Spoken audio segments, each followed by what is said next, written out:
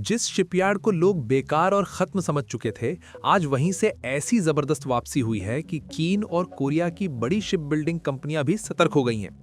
गुजरात के तट पर पड़े पुराने और जंग लगे ढांचों को फिर से जिंदा कर दिया गया है और वहां अब नए जहाज बनने की तैयारी चल रही है। यूरोप ने भारत को अब तक का सबसे बड़ा समुद्री कॉन्ट्रैक्ट सौंपा है।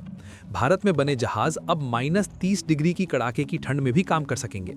खास आइस क्लास तकनीक से लैस ये जहाज समंदर में भारत की ताकत और भरोसे को और मजबूत बनाएंगे। दोस्तों, जरा उस हालात की कल्पना कीजिए जब अरबों रुपए का इंफ्रास्ट्रक्चर बेकार पड़ा हो, जहां कभी हजारों मजदूर काम करते थे, वहां खामोशी छाई हो। दुनिया के बड़े बड़े जानकार ये मान चुके हों कि भारत की ये कोशिश अब कभी सफल नहीं होगी। ये कहानी किसी आम फैक्ट्री की नहीं है, ये कहानी है भारत के उस सपने की जो डूबने की कगार पर था, लेकिन फिर कुछ ऐसा हुआ जिसने पूरी बाजी पलट कर रख दी। जहां कल तक कहा जा रहा था कि भारत सुई तो बना सकता है, लेकिन जहाज बनाना उसके बस की बात नहीं, उसी भारत ने आज यूरोप के सबसे अमीर देशों में से एक नॉर्वे की नाक के नीचे से एक ऐसा सौदा छीन लिया है जिस पर अब तक सिर्फ और सिर्फ चीन और कोरिया का एक अधिकार था। ये खबर सिर्फ एक बिजनेस डील की नहीं है, ये खबर है भारत की उस मैन्युफैक्चरिंग जिद की जिसने ठान लिया है कि अगर हम मंगल तक पहुंच सकते हैं तो समंदर की लहरों पर भी मेड इन इंडिया का ही झंडा लहराएगा। गुजरात का पीपावा शिपयार्ड, जिसे कुछ साल पहले तक एक डूबता हुआ जहाज कहा जाता था, आज वहां दिवाली जैसा माहौल है। यूरोप की एक बहुत बड़ी कंपनी ने भारत पर वो भरोसा दिखाया है जो शायद आज से 5 साल पहले नामुमकिन लगता था। ये डील इतनी बड़ी है, इसके मायने इतने गहरे हैं कि इसने ग्लोबल शिपिंग इंडस्ट्री के बड़े बड़े दिग्गजों को मीटिंग रूम में आपातकालीन बैठकें बुलाने पर मजबूर कर दिया है। आखिर ऐसा क्या खास है इन जहाजों में? क्यों नॉर्वे जैसा देश जो खुद समुद्री तकनीक का बादशाह माना जाता है, वो अपने जहाज बनवाने के लिए भारत की चौखट पर आया? और कैसे एक दिवालिया हो चुकी कंपनी ने रातों रात भारत को दुनिया के नक्शे पर एक सुपर शिप बिल्डर के रूप में खड़ा कर दिया? इन जहाजों में ऐसी कौन सी सीक्रेट टेक्नोलॉजी लगने वाली है जो चीन के पास भी आसानी से उपलब्ध नहीं है? हम आपको बताएंगे इस धमाकेदार और रोंगटे खड़े कर देने वाली वापसी की पूरी कहानी। तो बने रहिएगा वीडियो पर और इस संबंध में आपके जो भी विचार हों कमेंट में लिखकर जरूर बताइएगा। तो चलिए अब इस पूरी खबर की परतों को एक एक करके उधेड़ते हैं और समझते हैं कि आखिर हुआ क्या है। तारीख थी 23 से 27 जनवरी 2026 के बीच की, जब मुंबई के हेडक्वार्टर में एक कागज पर दस्तखत हुए और इसी के साथ भारत ने कमर्शियल शिप बिल्डिंग के इतिहास में एक नया अध्याय जोड़ दिया। सन एनर्जी, वो कंपनी जिसने रिलायंस नेवल के डूबते हुए जहाज को बचाया था, उसकी subsidiary Sun Defence and Heavy Industries ने एक ऐसा कारनामा कर दिखाया है जिसकी गूंज ओस्लो से लेकर बीजिंग तक सुनाई दे रही है। नॉर्वे की दिग्गज शिपिंग कंपनी रेडरिएट स्टीटसन एएस ने भारत को 6 हाईटेक केमिकल टैंकर बनाने का ऑर्डर दिया है। और ये कोई छोटा मोटा ऑर्डर नहीं है, इसकी कुल कीमत लगभग $227 मिलियन यानी करीब 1900 करोड़ रुपए है। अब आप कहेंगे कि जहाज ही तो है, इसमें इतना हंगामा क्यों? तो यहाँ आपको रुककर समझने की जरूरत है। ये कोई साधारण मालवाहक या कोयला ढोने वाले पुराने जमाने के जहाज नहीं है, ये हैं IMO टाइप 2 केमिकल टैंकर। आसान भाषा में समझाऊं तो ये समंदर में तैरते हुए वो हाईटेक किले हैं जो दुनिया के सबसे खतरनाक, ज्वलनशील और जहरीले रसायनों को एक देश से दूसरे देश लेकर जाते हैं। इन्हें बनाने के लिए जिस सटीक इंजीनियरिंग और जिस लेवल की सेफ्टी टेक्नोलॉजी की जरूरत होती है, वो दुनिया के गिने चुने देशों के पास ही है। अब तक यूरोप की कंपनियां ऐसे जटिल जहाजों के लिए आंख बंद करके चीन या दक्षिण कोरिया के पास जाती थीं, लेकिन इस बार नॉर्वे ने अपनी पुरानी आदत बदली, चीन को ठेंगा दिखाया और भारत के पीपावा शिपयार्ड पर भरोसा जताया। इस डील में एक और बहुत बड़ा कैच है। अभी तो सिर्फ 6 जहाजों का पक्का ऑर्डर मिला है, लेकिन एग्रीमेंट में एक क्लॉज है कि अगर काम सही रहा तो नॉर्वे की कंपनी 6 और जहाज बनवाएगी, यानी कुल मिलाकर 12 जहाज। अगर ये पूरा एग्जीक्यूट हो गया तो ये आंकड़ा 4000 करोड़ के पार जा सकता है। ये भारत के प्राइवेट सेक्टर के इतिहास का सबसे बड़ा कमर्शियल शिप बिल्डिंग ऑर्डर है। सोचिए, जो पीपावर शिपयार्ड 2023 से 24 तक वीरान पड़ा था, जहां पक्षियों के अलावा कोई नजर नहीं आता था, आज वहां दुनिया की सबसे बेहतरीन वेल्डिंग मशीनें और क्रेनें फिर से चलने को तैयार हैं। ये जहाज 18,000 डेड वेट टनर्स DWT की क्षमता वाले होंगे, यानी हर जहाज 18,000 टन वजन लेकर समंदर का सीना चीरते हुए आगे बढ़ेगा।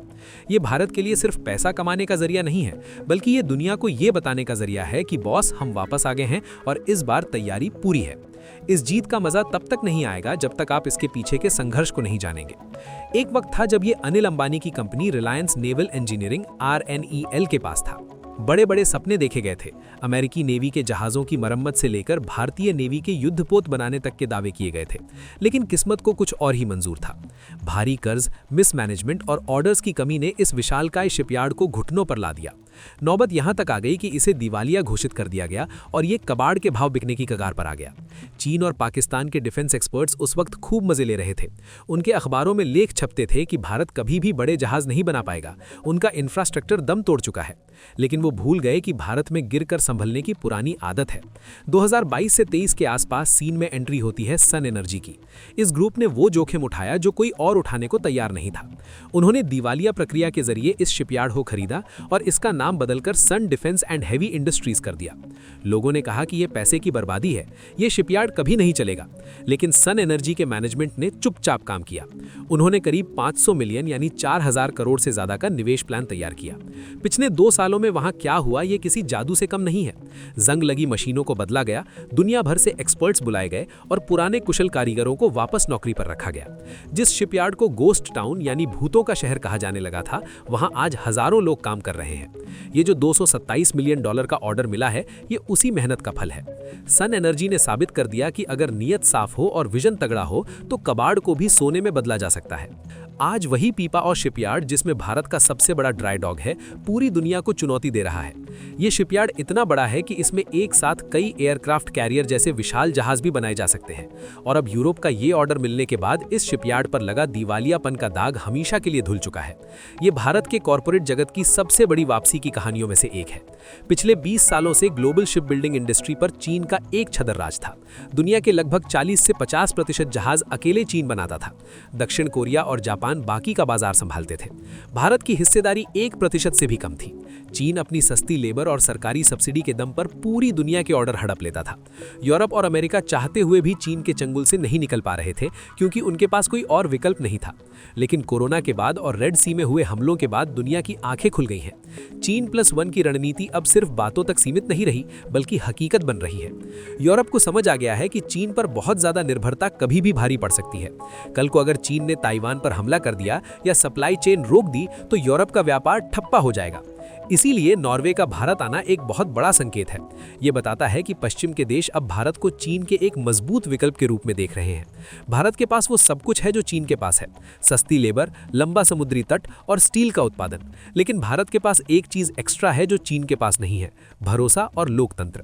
यूरोपियन कंपनियां जानती हैं कि भारत में उनका इंटेलेक्चुअल प्रॉपर्टी राइट सुरक्षित है। यहाँ की सरकार व्यापार के नियमों का पालन करती है। SDHI को मिला ये ऑर्डर चीन के लिए खतरे की घंटी है।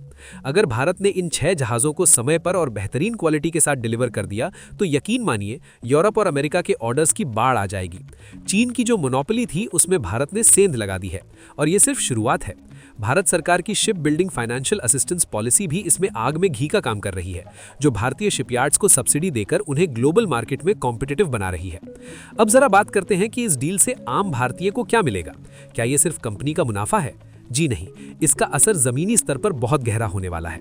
एक जहाज जब बनता है तो उसमें हजारों टन स्टील लगता है, मीलों लंबी वायरिंग लगती है, पेंट लगता है और हाईटेक इलेक्ट्रॉनिक उपकरण लगते हैं। ये सब कहां से आएगा? ये सब भारत की छोटी और मंझली फैक्ट्रियों MSMEs से आएगा। एक रिपोर्ट के मुताबिक इस एक ऑर्डर से प्रत्यक्ष और अप्रत्यक्ष रूप से 10,000 से ज्यादा नई नौकरियां पैदा हो सकती हैं। वेल्डर्स, फिटर्स, इलेक्ट्रीशियन, इंजीनियर्स और डिजाइनर्स, इन सब की मांग अचानक बढ़ जाएगी। भारत सरकार ने विजन रखा है कि 2047 तक भारत को दुनिया के टॉप 5 शिप बिल्डिंग देशों में शामिल करना है। अभी हम टॉप 20 में कहीं पीछे हैं, लेकिन SDHI जैसी कंपनियों की सफलता हमें उस लक्ष्य की तरफ रॉकेट की रफ्तार से ले जा रही है। पीपावर शिपयार्ड की सफलता बाकी कंपनियों जैसे L&T, मझगांव डॉक और कोचिन शिपयार्ड के लिए भी एक प्रेरणा बनेगी कि वे भी ग्लोबल मार्केट में उतरें और बड़े ऑर्डर्स छीन कर लाएं।